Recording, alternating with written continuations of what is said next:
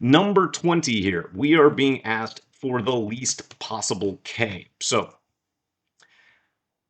we know what we're being asked for. I'm going to write it out for a clear reference. Least k equals question mark. Box that off so we don't lose sight of it on our scratch work.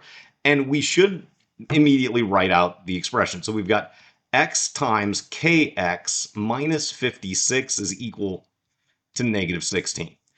And we know this is supposed to have no real solution. So we're going to have to do the quadraticing. So we're going to end up with kx squared minus 56x, plus 16 is going to be equal to 0.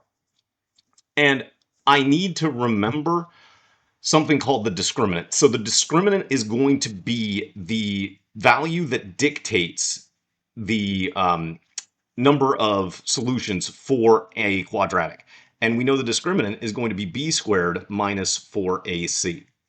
And for there to be no real solutions, this b squared minus 4ac has to be less than 0.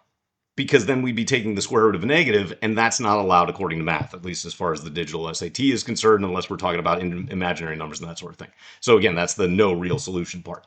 So now we're going to plug in the values that we have, plug the values we have for this problem into this equation, or this inequality rather. So we've got 56, well, negative 56 squared minus 4 times k, and then times 16.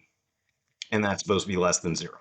So we'll use the calculator over here. We're going to have our 56 squared is going to be 3136. 3136 minus 64k has to be less than 0. So now we'll just add 64k to both sides, add 64k to both sides. We've got 3136. It's going to be less than 64k. And then we'll take that 3136, divide by 60. Whoops, nope. 3136 divide by 64 gives me 49. So 49 is less than k, so that means the least possible value of k is going to be 50. And you do have to know how the discriminant works for a problem such as this.